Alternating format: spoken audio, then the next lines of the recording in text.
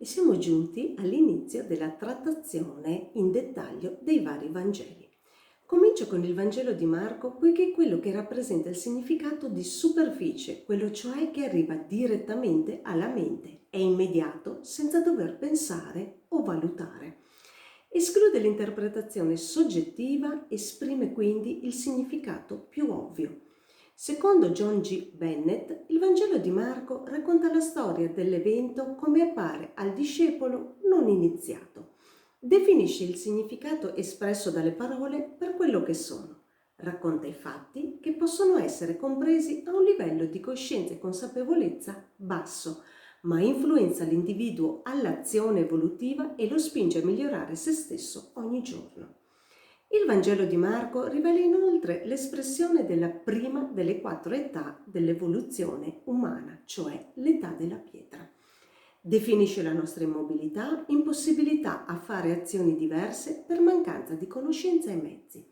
Associato al simbolo del leone, richiama l'azione di un verbo che induce al coraggio, ossia osare, il tentativo di passaggio da uomo burattivo all'azione di libero arbitrio, seppur in modo ancora lieve e lento.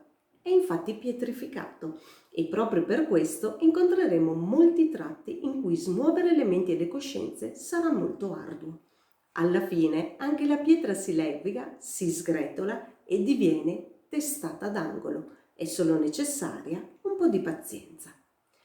Marco è ebreo di nascita e fu un discepolo degli apostoli Paolo e Pietro. È vissuto quindi nel I secolo d.C. Si stima che il Vangelo sia stato scritto tra il 60 e il 75 d.C. Nel Vangelo sono palesi gli influssi della predicazione di Pietro, in quanto Marco era un suo prediletto. Questo combacia con l'età della pietra, già spiegata in precedenza, ovvero il nome dell'apostolo è stato dato da Gesù con cognizione di causa. Marco è rappresentato dal simbolo del leone, come prima accennato, un animale particolarmente affascinante in quanto è il re degli animali stessi. Significa la forza, il coraggio e la saggezza. È il simbolo solare e il sole definisce il completamento della grande opera alchemica. All'ottava bassa, il leone rappresenta gli istinti animali selvaggi e la forza della natura, ancora da domare. La concupiscenza, il desiderio sfrenato posseduto dai 5 sensi. All'ottava alta esso incarna saggezza e regalità ottenuti attraverso un percorso iniziatico. Con ardore domina gli istinti primordiali e conduce il proprio cammino dalle tenebre alla luce. E proprio questo ci indica il Vangelo di Marco, l'uomo istintivo che entra nel percorso iniziatico spirituale. Il leone è anche l'emblema del Figlio di Dio, dotato di una predisposizione alla contemplazione e alla solitudine. Entra in introspezione e realizza se stesso per ciò che è. Milarepa disse: «Siate come un leone che piuttosto che inseguire il bastone si versa verso chi lo ha tirato. Si lancia un bastone a un leone una volta soltanto». È una straordinaria frase che spiega un concetto fondamentale della vita. Il suo significato è volgersi verso la soluzione e mai verso il problema. È chi ha creato il problema che detiene la soluzione, quindi il focus deve essere su di esso. In questo Vangelo possiamo comprendere come queste caratteristiche leonine siano sviluppate proprio attraverso il percorso del messaggio cristico.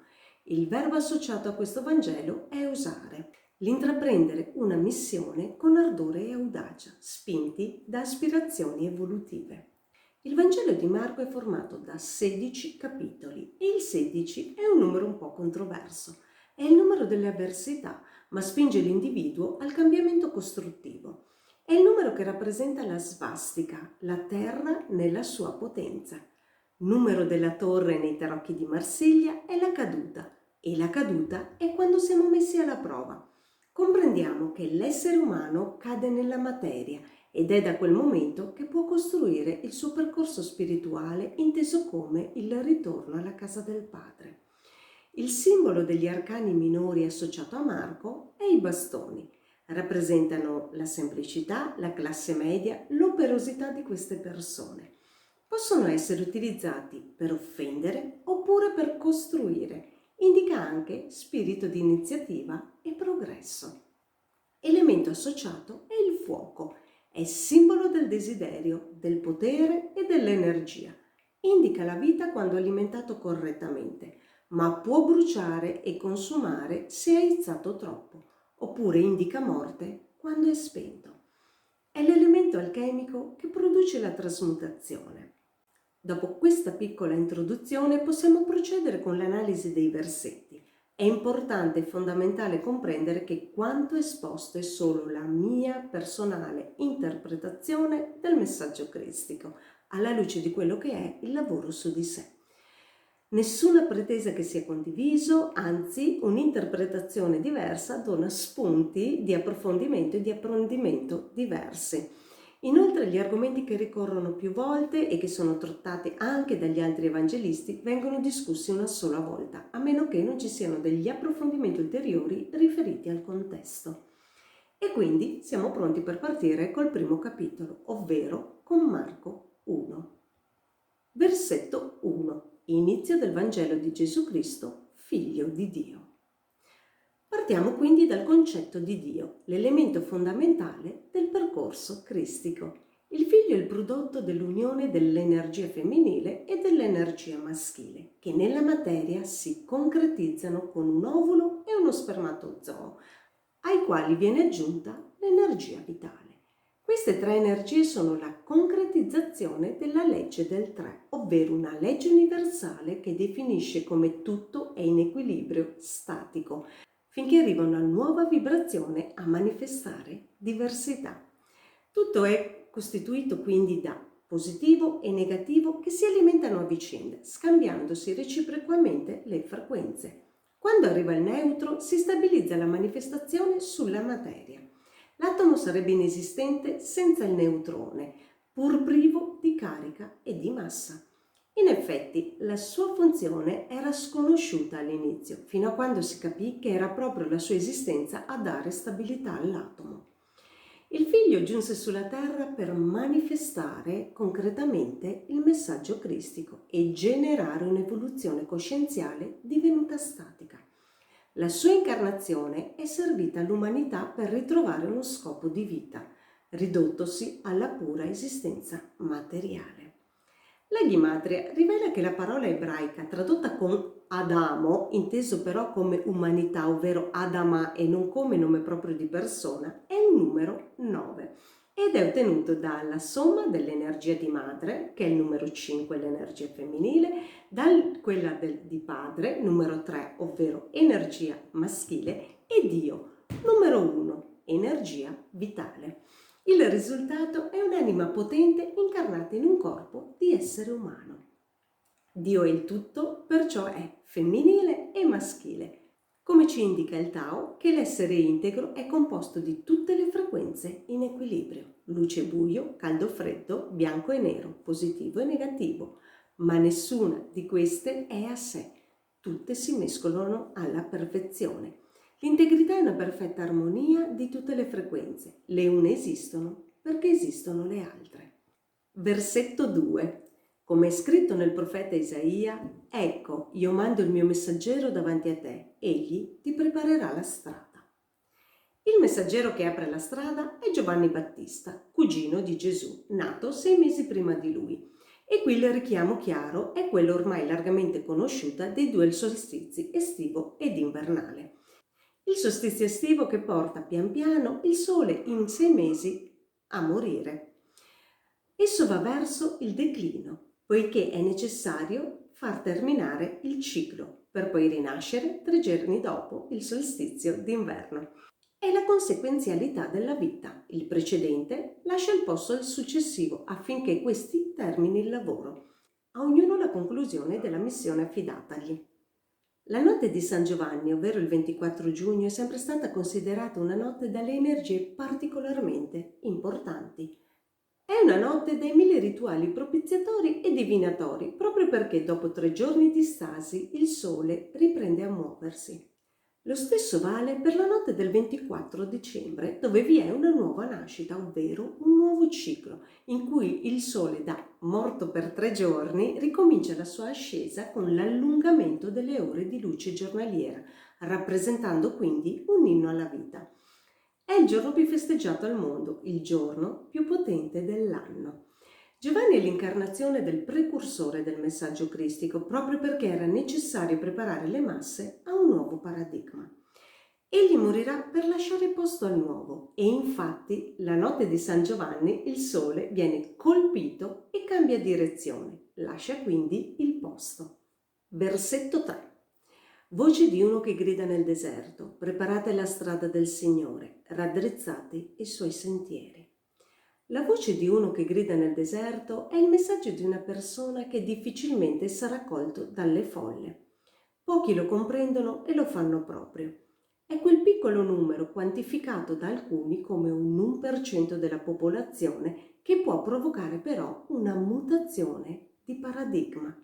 Sono sempre stati i pochi a influenzare con il loro esempio i molti, proprio perché i nuovi messaggi, in particolar modo se potenti, hanno una vibrazione elevata, impossibile da mantenere a lungo per le persone comuni. Il grido ha anche significato di esorcismo delle paure, perché gridando ci si libera da ciò che è represso dentro. Giovanni Battista indica un metodo di liberazione dai condizionamenti per far spazio al nuovo messaggio che arriverà a breve. Il deserto è un luogo fisico frequentato da pochissime persone, più per necessità che per reale volontà. È anche il luogo dove i padri del deserto, gli esicasti, si ritiravano per entrare in preghiera, per ritrovare Dio in loro, proprio per essere da soli con se stessi, senza essere disturbati da niente e nessuno. E il deserto era un luogo che portava alla pace e alla calma. È tramite la purificazione dei propri condizionamenti, l'uscire dal paradigma imposto dalla società, che possiamo preparare la strada, ovvero la possibilità di accogliere il Cristo in noi. Raddrizzare il sentiero significa rendere agevole e diretta la comprensione di quel potente messaggio iniziatico che si trasmuterà in vari esseri umani. Andiamo a leggere ora il versetto 4 e 5. Si presentò Giovanni a battezzare nel deserto, predicando un battesimo di conversione per il perdono dei peccati. Accorreva a lui tutta la regione della Giudea e tutti gli abitanti di Gerusalemme, e si facevano battezzare da lui nel fiume Giordano, confessando i loro peccati. In questi versetti ci sono ben 5 concetti basilari del cristianesimo: battesimo, perdono, peccato, fiume e Gerusalemme. Voglio partire dal peccato perché nulla ha a che fare con la cacciata dal Gan Eden di Adamo ed Eva. Il peccato è un errore, una mancanza. In questo caso è rivolto proprio a noi stessi. Quando arriviamo su questo piano di esistenza ci dimentichiamo di noi durante la quotidianità. In effetti, la presenza a noi stessi è la base del percorso della quarta via di Gurdjieff. Il più grande peccato di un essere umano è proprio dimenticarsi di se stessi, e noi lo facciamo per quasi tutta la vita. L'unico modo è di allenarsi a rimanere in presenza, perché è anche l'unico modo per agire con il libero arbitrio, invece di reagire con una meccanicità condizionata. Il peccato quindi è dimenticarsi di noi, perché questo è una mancanza nei nostri confronti, rende quindi la personalità impura. L'uomo perfetto, senza peccato, che è integro e coerente a se stesso, è Adam Kadmon, il Logos manifesto, l'uomo archetipico. È il progenitore della razza umana fatta a immagine e somiglianza di Dio, un insieme di acqua e terra, intesi come principio alchemico.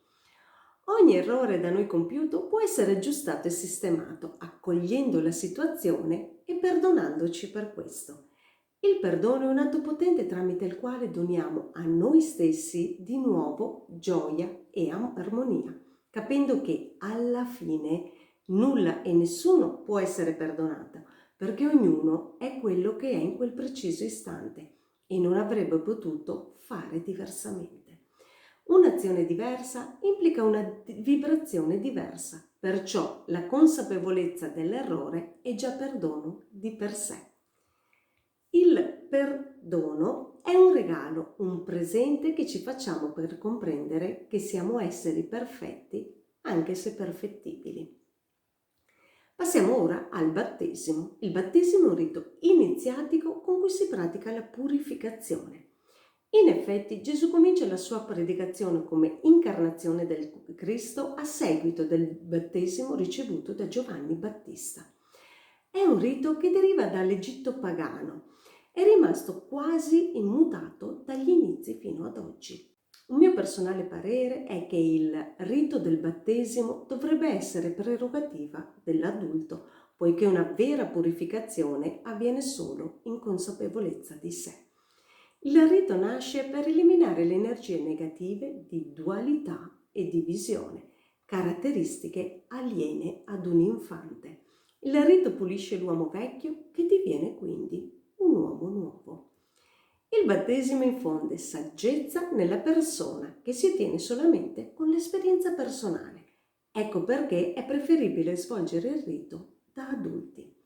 Alcune tradizioni attribuiscono battesimo e saggezza a una figura venerata dai Templari, il cosiddetto Baphometto, in quanto sembra che la parola derivi da Baphe, ovvero battesimo, e Metis, cioè saggezza. Il rito diviene quindi iniziazione alla saggezza. Il battesimo viene eseguito tramite l'acqua, elemento di estremo valore per la vita sul pianeta Terra, simbolo del fluire, dell'adattamento, dell'essere che siamo. L'acqua è la principale fonte di trasmissione delle informazioni, grazie alla capacità di immagazzinarli in una sua memoria. Ogni forma separata dall'acqua cessa di vivere. L'acqua è la fonte primordiale dal quale tutte le forme nascono e alla quale ritornano. Nella mitologia greca, Oceano, che rappresenta l'acqua salata, e Teti, che rappresenta l'acqua dolce, costituiscono la coppia da cui ha origine l'essere. Il battesimo ha lo scopo di investire l'individuo del Verbo, e così fu per Gesù, il quale iniziò a predicare dopo il battesimo nel fiume Giordano. Il Verbo è la conoscenza comunicata, quindi trasmessa. Il simbolismo del fiume è importantissimo. Rappresenta la separazione tra sacro e profano, grazie alle sue due sponde che indicano le due facce della stessa medaglia. È il passaggio da un mondo a un altro, da uno stato di consapevolezza ad un altro. È interessante come esso significhi la purificazione delle anime prima di una nuova incarnazione, che permette di dimenticare quella precedente. Il fiume rappresenta abbondanza delle virtù celesti. Gerusalemme è la città santa, è il simbolo di unione dei popoli, di intesa tra loro e condivisione di intenti. È traslata nei cieli come Gerusalemme celeste e viene rappresentata come una città d'oro, elemento della massima trasmutazione alchemica, indicante purezza, nobiltà, eternità, mancanza di corruzione e potere spirituale. Versetti 6-8. Giovanni era vestito di peli di cammello, con una cintura di pelle attorno ai fianchi. Si cibava di locuste e miele selvatico e predicava: dopo di me viene uno che è più forte di me e al quale io non son degno di chinarmi per sciogliere i legacci dei suoi sandali. Io vi ho battezzati con acqua, ma egli vi battezzerà con lo Spirito Santo. Qui Giovanni dichiara che lui è un predecessore che ha ricoperto il ruolo di colui che apriva le coscienze a un nuovo paradigma. Il suo successore è più potente perché incarna il Cristo. Il battesimo in Spirito Santo è la concretizzazione dell'essere divino in questo mondo materiale. Il fuoco del guerriero spirituale che diviene amore supremo. Il fuoco è l'elemento che trasmuta, è simbolo dello Spirito Santo. Il fuoco eleva tutte le cose a un livello superiore di perfezione. È simbolo di evoluzione perché brucia le impurità dello spirito per divenire così luce. L'acqua rappresenta il principio femminile, il fuoco quello maschile. Entrambi i riti conducono all'integrità dell'individuo rendendolo perfetto e unico. Giovanni Battista è vestito di peli di cammello. Questo animale indica l'ardore spirituale e la fede. Caratteristica è la sua residenza nel deserto e quindi alla tentazione, ma è anche accogliente, moderato e sobrio. Versetti 9-11. In quei giorni Gesù venne da Nazaret di Galilea e fu battezzato nel Giordano da Giovanni. E uscendo dall'acqua vide aprirsi i cieli e lo Spirito discendere su di lui, come una colomba, e si sentì una voce dal cielo: Tu sei il mio figlio prediletto, in te mi sono compiaciuto. Accade qui il rito di iniziazione del Maestro Gesù, che riceve in sé l'energia del Cristo. È qui che comincia la sua predicazione del messaggio cristico. Giovanni Battista investe Gesù del ruolo di Cristo sulla terra, mantenendo la promessa fatta ai discepoli della venuta di un uomo più potente di lui. Gesù riceve l'energia cristica in forma di colomba, simbolo della purezza, della capacità di elevarsi liberi. È uno dei 4 animali sacri della Bibbia, insieme a toro, leone e aquila. Questi animali rappresentano la manifestazione di tutte le cose, la concretizzazione, la costruzione ed evoluzione, e sono i prototipi del cosiddetto pensiero divino. La colomba è simbolo dell'aria, che rappresenta la spiritualizzazione, la pace, l'innocenza e la sincerità. È anche simbolo di medicina. È interessante questo aspetto in quanto Gesù diviene un guaritore e moltissime persone si rivolgeranno a lui per recuperare la salute. La tradizione ci dice che probabilmente Gesù faceva parte del gruppo spirituale degli Esseni, conosciuti principalmente come guaritori. La colomba è il simbolo anche del mercurio alchemico, il principio unificatore. Gesù infatti predica un messaggio di unione, in sostituzione a quello di divisione e dualità tipico dei paradigmi degli uomini, che hanno perso però la loro identità. La colomba porta sempre buone nuove, rappresenta il ristabilire la pace sulla terra come fine della collera divina. È interessante come la colomba, insieme all'asino, siano gli animali nel quale al diavolo è impossibile incarnarsi, data la sua purezza e nobiltà d'animo. La simbologia dell'asino la tratteremo invece più avanti. In alchimia rappresenta l'opera al bianco, albedo, la fase intermedia di trasmutazione, compresa quindi tra l'opera al nero, nigredo, e l'opera al rosso, rubedo. Secondo Leadbeater, l'energia che scende sul battezzato ha proprio una forma simile a quella della colomba e la può percepire visivamente solamente chi è in grado di vedere oltre le apparenze. Il figlio prediletto è il prescelto, avente la responsabilità di sopportare questa missione e di farsi supportare, grazie al fatto di essere un leader carismatico, cioè capace di influenzare le persone con le parole, l'esempio e i talenti. Il compiacersi è l'atto di essere consustanziale, ovvero di essere di diversa materia, ma della stessa sostanza. Versetti 12 e 13. Subito lo spirito lo sospinse nel deserto e vi rimase 40 giorni, tentato da Satana. Stava con le fiere e gli angeli lo servivano. Come già detto in precedenza, il deserto diviene un luogo straordinario per entrare in connessione con noi stessi. Il deserto, considerate le condizioni critiche di vita, spinge l'essere umano al limite della sopravvivenza, inducendolo a ricordarsi di sé costantemente per poter gestire l'energia vitale. Nel ciclo desertico l'uomo entra per la porta degli uomini ed esce dalla porta di Dio. Nel frattempo abbandona tutto il superfluo e tutte le zavorre, divenendo l'uomo libero. Nel deserto si ottiene lo sviluppo dell'affinità sensoriale e si diviene capaci di percepire l'invisibile. Educa il passaggio dal caos all'intraprendere la nostra missione. Il numero di 40 è particolarmente ricorrente nella Bibbia. Per gli ebrei è un numero importante, poiché è la morte seguita da una rinascita a un livello evolutivo maggiore. È il numero della conclusione di un ciclo nel mondo e il numero di anni di una generazione. Si tratta della prova iniziatica grazie alla quale si accede a quella che è la rinascita spirituale.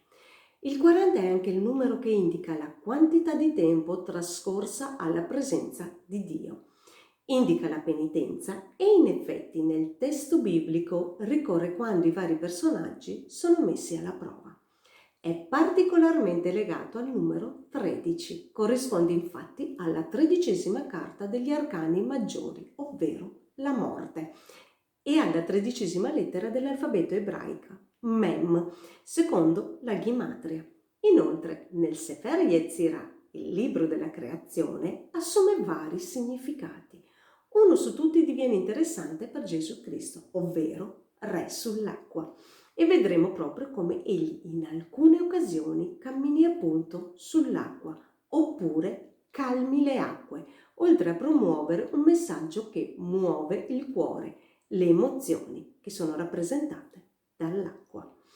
In questi 40 giorni Gesù Cristo è tentato da Satana. La tentazione è un'azione potente in cui si cerca di prendere, attuando qualsiasi mezzo etico e non, per ottenere l'obiettivo. La tentazione è essere messi alla prova per comprendere il proprio grado di integrità e di coerenza. Quando si passa questo test potente, nulla può più attaccarci e Gesù Cristo resiste e affronta con coraggio e forza di volontà ogni azione tentativa di quel personaggio. Satana infatti è l'oppositore, l'avversario, colui che mette alla prova per farci comprendere chi siamo davvero, colui che ci mette di fronte alle nostre debolezze e alle nostre mancanze per renderci consapevoli su dove lavorare e potenziarci. Nella Bibbia è un personaggio che ricorre spesso, è l'avversario di noi stessi, ovvero il nostro nemico. Nello sport l'avversario è colui con cui intraprendiamo una prova per comprendere il livello di performance raggiunto. Egli sfera colpi inaspettati per dirci che siamo deboli in quel gesto tecnico e specifico e quindi dobbiamo allenarci in quello. Nei film hollywoodiani questo è ben interpretato soprattutto quando si tratta di arti marziali, dove i personaggi che vogliono divenire campioni sono provati dai maestri in alcune azioni apparentemente umilianti, ma che alla fine si rivelano l'unica via possibile per divenire ciò che vogliono davvero. In conclusione, Satana non è assolutamente la figura orribile e perfida che ci è proposta dalla teologia, ma è il nostro nemico che diventa amico grazie al suo ruolo di cattivo nei nostri confronti. È quell'anima che si incarna per poterci dar modo di comprendere noi stessi, come nella storiella di Neale Donald Walsch. Nel deserto Gesù Cristo convive con le fiere, sono animali feroci e predatori. La fiera ha il significato di esprimere il più atavico terrore dell'essere umano e rappresenta il doversi difendere da noi stessi, ovvero da tutte quelle situazioni che siamo incapaci di gestire coscientemente. Simboleggiano perfettamente la tentazione subita in quei 40 giorni. La paura più grande dell'uomo comune è di essere potente, proprio perché incapace, per mancanza di mezzi e conoscenze, di gestire il proprio potere personale. Solo con le prove iniziatiche comprendiamo quanto invece sia insito in noi proprio la possibilità di poter incamerare adeguatamente la nostra energia, di qualsiasi entità e forza essa sia. Sembra che Gesù non fosse proprio da solo in questo periodo di iniziazione e infatti gli angeli lo servivano e sappiamo che essi sono messaggeri, personaggi fisici o entità energetiche che lo aiutavano a rimanere se stesso di fronte a tutte le feroci tentazioni di Satana. Hanno il ruolo di renderlo consapevole in caso di decentratura di sé che porterebbe a una vittoria di Satana. Mantenendo la centratura, nessuno può scalfire l'integrità.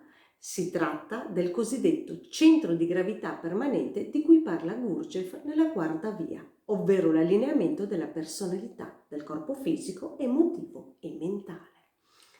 E andiamo ora ai versetti 14 e 15. Dopo che Giovanni fu arrestato, Gesù si recò nella Galilea, predicando il Vangelo di Dio e diceva: il tempo è compiuto e il regno di Dio è vicino. Convertitevi e credete al Vangelo. Quando si dice che il tempo è compiuto, significa che è giunto il momento di realizzare il progetto più grande. Ormai l'umanità è pronta a ricevere il messaggio cristico per evolvere e tornare quindi alla casa del Padre. L'umanità ha raggiunto il livello di coscienza che le permette di praticare perfettamente quanto indicato da questo straordinario percorso iniziatico. Il regno di Dio, ovvero la nostra completa realizzazione come esseri umani, è vicino, perché è semplicemente necessario seguire e praticare le indicazioni del Cristo. Questa possibilità è data a chiunque voglia arrivare davvero a un traguardo così importante. La conversione è l'azione del volgere se stessi verso obiettivi più elevati, il mettersi al servizio del divino grazie all'aver trasmutato la propria condizione di vittima. Convertirsi è essere focalizzati sull'evoluzione umanitaria, essendo precursori di un nuovo paradigma di amore e pace, quelli veri, che derivano da una comprensione profonda e mai da un'imposizione esterna basata sulla paura. È il mettere a un livello di comprensione maggiore che conduce oltre le apparenze, il servire la propria divinità anziché essere schiavi delle cose materiali. È una condizione in cui si comprende che su questo piano di esistenza, ovvero la materia, gli oggetti, servono per raggiungere i nostri obiettivi, ma mai devono essere intesi come obiettivo stesso. Divengono mezzi utili e quando terminano la loro utilità possiamo eliminarli o cederli a qualcun altro a cui possono essere utili. La conversione avviene tramite la pratica dei principi evangelici, cioè della buona novella, di un annuncio del passaggio a un'ottava superiore dello stato vibrazionale umano, che educa a vivere secondo virtù, che sono i principi elevati dettati dall'anima umana invece che trasmessi dall'apparato psicofisico. Convertirsi nel Vangelo è riconoscere che siamo un unico disegno divino al quale ognuno partecipa per renderlo straordinario, unico e perfetto. Andiamo ora ai versetti da 16 a 20. Passando lungo il mare di Galilea, vide Simone e Andrea, fratello di Simone, mentre gettavano le reti in mare. Erano infatti pescatori. Gesù disse loro: «Seguitemi, vi farò diventare pescatori di uomini». E subito lasciate le reti, lo seguirono. Andando un poco oltre, vide sulla barca anche Giacomo di Zebedeo e Giovanni suo fratello, mentre riassettavano le reti. Li chiamò ed essi, lasciato il loro padre Zebedeo sulla barca con i garzoni, lo seguirono. In questo punto del Vangelo si fa una chiara allusione alle età astrologiche. Infatti Marco parla dei discepoli pescatori e tralascia gli altri. L'età dell'Aquario inizia con la precessione degli equinozi e si chiama dell'Aquario perché l'equinozio di primavera è sotto l'influenza energetica di questa costellazione. Ogni era dura circa 2160 anni. Ai tempi di Gesù erano sotto l'influenza dei pesci, l'era del figlio, che seguiva quella dell'Antico Testamento, definita era del Padre. L'era dell'Aquario è quella dello Spirito, quasi a simboleggiare il concludersi del ciclo della Trinità. L'età dell'Ariete è un'era caratterizzata dal metallo ferro e dall'influenza del pianeta Marte e infatti è ricca di guerre, di conquista, di vittorie, di eroi. È il periodo che va dal 2000 circa a.C. alla nascita di Gesù.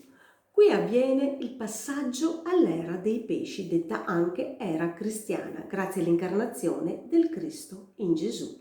È l'era della trascendenza, del misticismo e del sacrificio, ma anche delle religioni con le proprie lotte intestine. Simboli principali sono la croce e la morte con resurrezione. Siamo giunti al passaggio all'era dell'Aquario con l'influenza del pianeta Urano e del metallo platino.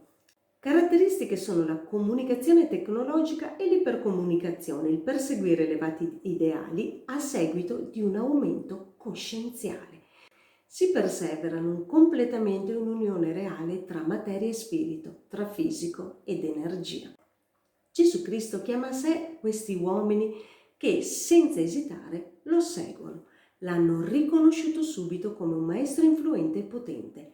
Divenire pescatore di uomini significa imparare a educare emotivamente le persone, in modo che possano scegliere con cuore e l'amore la via e le azioni da compiere in ogni momento. Solo chi è pronto è disposto a farlo e il loro ruolo è di preparare questi uomini. La pesca è sinonimo di ricerca e crescita spirituale, grazie alle doti dei pescatori stessi: pazienza, precisione, tecnica, concentrazione.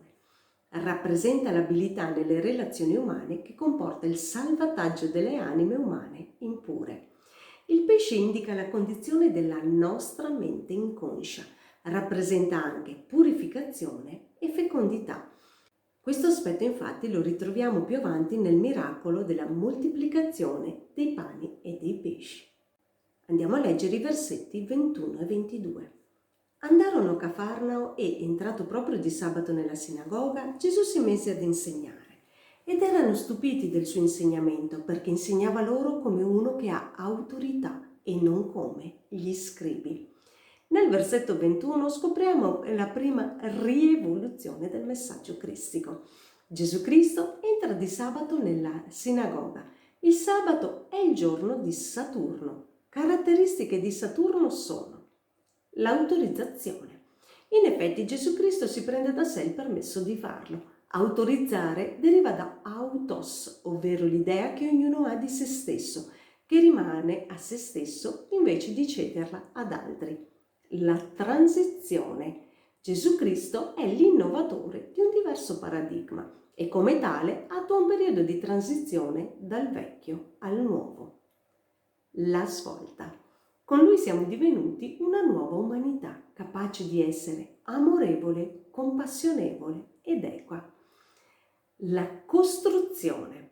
Di certo è stato l'inizio della costruzione di un nuovo concetto, o meglio di un ritorno a un antico concetto di vita consapevole e di elevazione delle coscienze, grazie a basi stabili e uniche nel suo genere.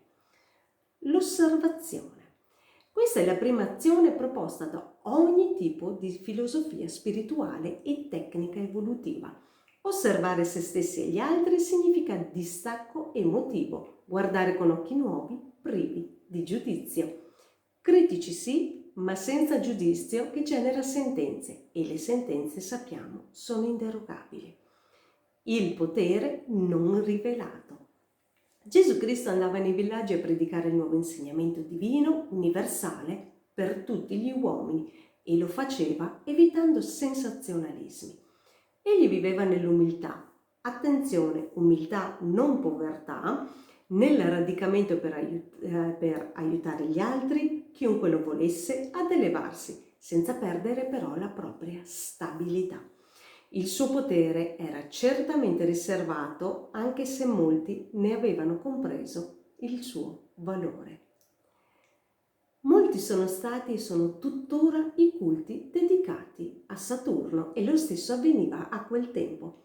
Molti di questi sono tutt'altro che benevoli, considerato che per alcuni filoni esoterici il pianeta Saturno è legato proprio a Satana, in quanto da esso deriverebbe il suo stesso nome. Saturno è il pianeta più lontano dal Sole, quindi più lontano dalla luce e dalla vita, e quindi rappresenta anche il male, l'essersi allontanati cioè dall'illuminazione. Gesù Cristo inizia la predicazione di un messaggio di amore e unione mentre la divisione imperava. Si seguivano le imposizioni di quel Dio di guerra e odio descritto nell'Antico Testamento.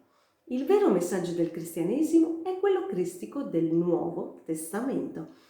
Andando di sabato nella sinagoga e iniziando un nuovo insegnamento, Gesù rievoluziona le menti e le vite umane.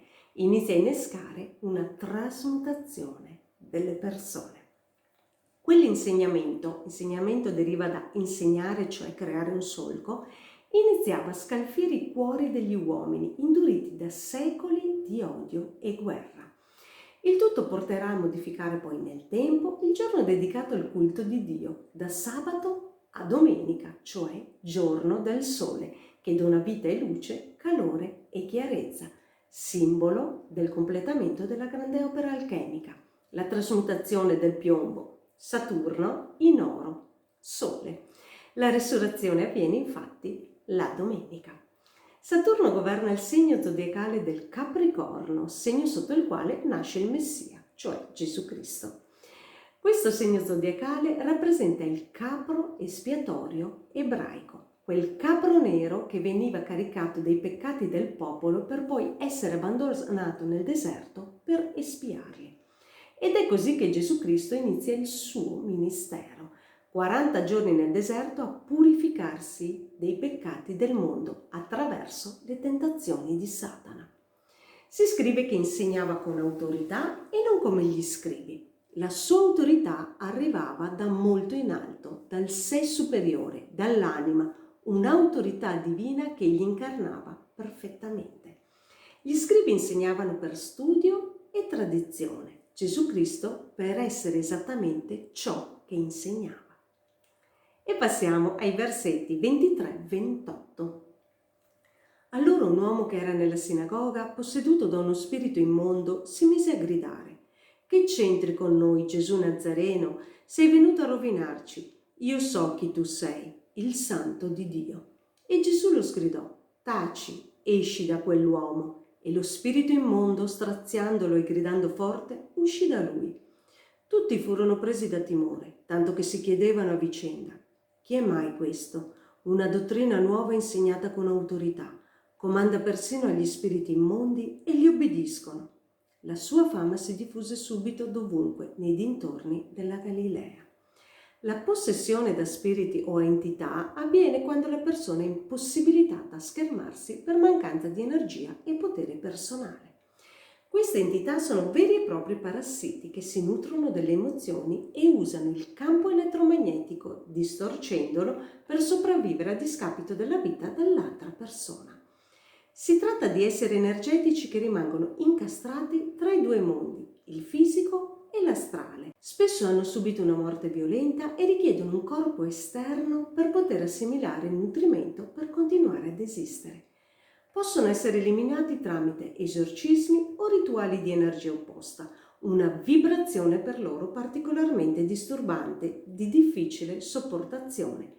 Gesù Cristo, oltre ad essere guaritore, allontana le entità impure perché impossibilitate a mantenersi vicino alla sua potente frequenza. Egli con la sola parola libera le persone, questo perché egli è in grado di utilizzare la voce e il verbo nella maniera corretta. Le parole creano, come vedremo nella trattazione del primo capitolo di Giovanni. Anche l'utilizzo corretto della voce appartiene alle tecniche di guarigione degli Esseni o Nazareni, proprio come viene chiamato Gesù dallo spirito immondo. Quando queste entità se ne vanno, devastano solitamente il corpo del malcapitato, lasciandolo spesso in condizioni di vita critiche. In alcuni casi questi può anche morire per l'incapacità di gestire il dolore. In questo passo Gesù Cristo rivela che, seguendo il messaggio cristico, è possibile essere potente oltre ogni limite considerato umano. Ogni potenzialità è incisa sul nostro DNA, sede della coscienza e del potere creante, oltre anche che dalla cascia nostro e di Gaia. Queste potenzialità vanno sviluppate attraverso i talenti affidatici dal divino e messi a servizio dell'umanità e della natura. In questo versetto viene definita una nuova dottrina, ma essa è semplicemente la pratica corretta nel quotidiano della nostra natura atavica, potenziata dall'anima divina, quello spirito guida che accompagna ogni umano in grado di riconoscere e soprattutto di fidarsi delle sue indicazioni intuitive. Passiamo ora ai versetti 29-39. E usciti dalla sinagoga si recarono subito in casa di Simone e di Andrea, in compagnia di Giacomo e di Giovanni. La suocera di Simone era a letto con la febbre e subito gli parlarono di lei. Egli, accostatosi, la sollevò prendendola per mano. La febbre la lasciò ed essa si mise a servirli.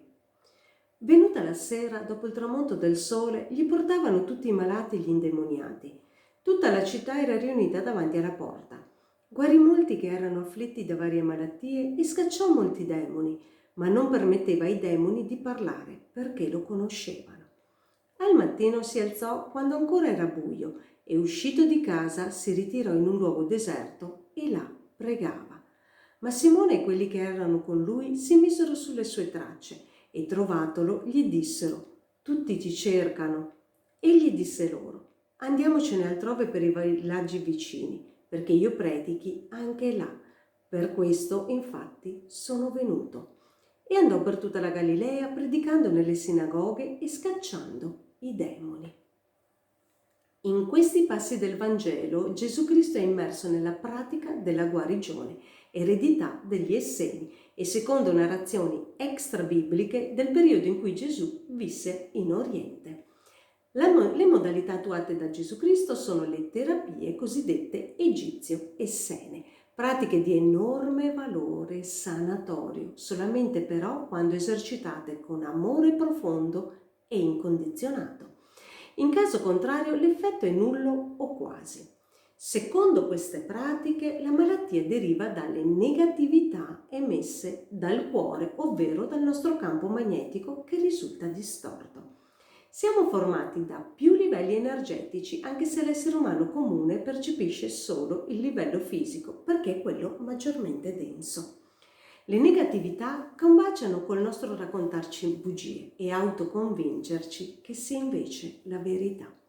Per essere terapeuta come Gesù Cristo è necessario essere puri, liberi da desideri egoici, privi di giudizio, essere quindi compassionevoli. Il dolore mai va eliminato, ma viene trasmutato in una vibrazione più potente. I metodi principali sono l'utilizzo della voce lattea, ovvero il suono che viene dal cuore, gli oli, la palpazione eterica, la meditazione, la luce, pratiche che vedremo alternarsi continuamente nella narrazione dei Vangeli. Passiamo ora ai versetti 40-45. Allora venne a lui un lebbroso, lo supplicava in ginocchio e gli diceva: se vuoi, puoi guarirmi. Mosso con passione, stese la mano, lo toccò e gli disse: lo voglio, guarisci. Subito la lebbra scomparve ed egli guarì, e ammonendolo severamente lo rimandò e gli disse: guarda di non dir niente a nessuno, ma va, presentati al sacerdote e offri per la tua purificazione quello che Mosè ha ordinato, a testimonianza per loro. Ma quegli, allontanato, cominciò a proclamare e a divulgare il fatto, al punto che Gesù non poteva più entrare pubblicamente in una città, ma se ne stava fuori, in luoghi deserti, e venivano da lui da ogni parte. Un altro caso di guarigione. In questo passo Gesù Cristo è mosso a compassione. Ma cos'è esattamente? Viene spesso confusa con la pietà, ma la compassione è una virtù elevata. Nella pietà l'uomo si inclina nel rispetto di Dio, dei genitori e di chi considera un'autorità. Si trova quindi in una posizione di sottomissione e inferiorietà. Nella pietà l'essere umano vive una situazione di difficoltà perché sfortunato.